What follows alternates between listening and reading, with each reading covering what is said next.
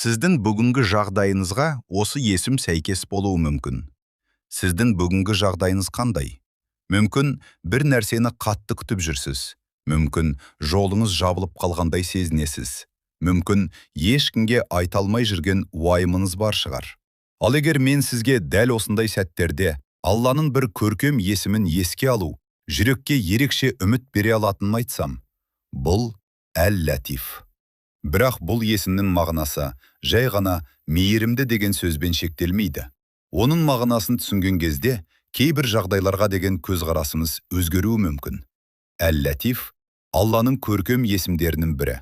Бұл есім Алланың ең нәзік, жасырын нәрселерді білетінін және құлына кейде өзі байқамайтын жолдармен жақсылық жеткізетінін білдіреді. Біз кейде, неге бұл есік жабылды? Неге мен қалаған нәрсе болмады? Неге дұғамның жауабы кешігіп жатыр деп ойлаймыз. Бірақ адам бүгін көрген нәрсенің бүкіл нәтижесін біле алмайды. Алла біледі. Сондықтан кейде біз жоғалту деп қабылдаған нәрсенің артында қорған болуы мүмкін. Өмірімізде бір нәрсені қатты қалаған кезіңіз болды ма? Сіз дұға жасадыңыз, күттіңіз, үміттендіңіз, бірақ болмады. Сол кезде неге Алла менің дұғама жауап бермеді деген ой келуі мүмкін. Бірақ біз Алланың даналығын толық біле алмаймыз. Мүмкін сіз қалаған нәрсе сізге пайдалы болмаған шығар. Мүмкін уақыт әлі келмеген шығар. Мүмкін Алла сізге одан да қайырлы нәрсені дайындаған шығар. Сондықтан бір нәрсе болмаған кезде бірден бұл жамандық деп шешім шығармаңыз. Кейде біз түсінбеген нәрсенің ішінде үлкен хикмет болады.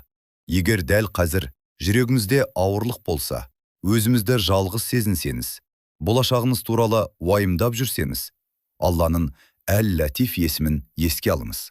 Алла сіздің жағдайыңызды біледі. Сіз ешкімге айтпаған сөзімізді де біледі. Жүрегіңіздегі қорқынышты да біледі. Көзге көрінбейтін қиындықтарыңызды да біледі. Сізге қажет нәрсені де біледі. Сондықтан дұға жасағанда, «Уа Әл-Латиф, маған білмеген жерімнен қайырлы жеңілдік бере көр» деп Алладан сұрауға болады. Бұл сиқырлы сөз емес. Бұл Алланың есімін танып, оған дұға ету. Кейде Алланың көмегі біз күткендей келмейді. Біз үлкен өзгеріс күтетін шығармыз, ал көмек кішкентай нәрседен басталуы мүмкін. Бір адамның уақытында айтқан сөзі, бір жерге бармай қалу, бір істің кейінге қалуы, бір есіктің жабылуы, бір шешімнің өзгеруі. Сотте біз оның мәнін түсінбеуіміз мүмкін. Бірақ уақыт өткеннен кейін, егер сол кезде бәрі мен қалағандай болғанда не болар еді деп ойлаймыз. Сондықтан өмірдегі әрбір жабылған есікті бірден жамандық деп қабылдамаңыз. Алладан қайырлысын сұраңыз.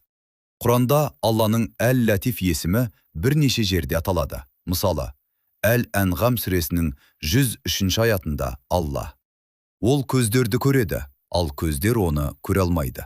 Ол өте жұмсақ, толық хабардар» деген мағынада сипатталады. Бұл жерде біз үшін үлкен сабақ бар. Адам бәрін көре алмайды, бәрін біле алмайды, бұл ауыспайды білмейді.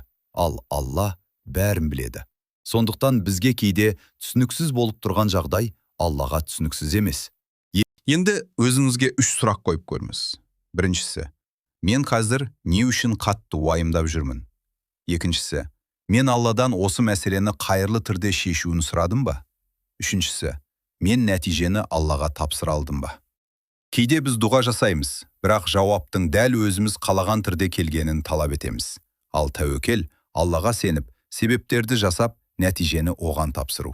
Егер қаласаңыз, қазір бірге дұға жасайық. Уа Алла, уа Әл-Латиф, жасырын және анық болған барлық жағдайымды өзім білесің. Жүрегімдегі уайымды жеңілдет. Мен түсінбеген нәрсенің артындағы хикметті қабылдай алатын жүрек бер. Маған қайырлы есіктерді аш. Зиянды нәрседен сақта. Дұғаларыма қайырлы жауап бере көр. Жүрегіме сабыр, тыныштық және өзіме деген сенім бере көр. Әмин. Есіңізде болсын, сіз бәрін түсінбеуіңіз мүмкін, бірақ Алла бәрін біледі. Сіз жолдың соңын көрмеуіңіз мүмкін, бірақ Алла сіздің жолыңызды толық біледі. Сондықтан бүгін бір нәрсе сіз қалағандай болмаған болса, үмітіңізді үзбеңіз. Мүмкін сіз жабық есікке қарап тұрған шығарсыз. Ал Алла сіз көрмеген басқа есікті ашып жатқан шығар. Әл-Латиф. Алланың сіз байқамайтын нәзік жақсылығында білетінін еске салатын есім. Егер бұл видео дәл сіздің қазіргі жағдайыңызға сәйкес келсе, оны сақтап қойыңыз. Жақын адамыңызға жіберіңіз. Ал пікірге бір ғана сөз жазыңыз. Әл-Латиф.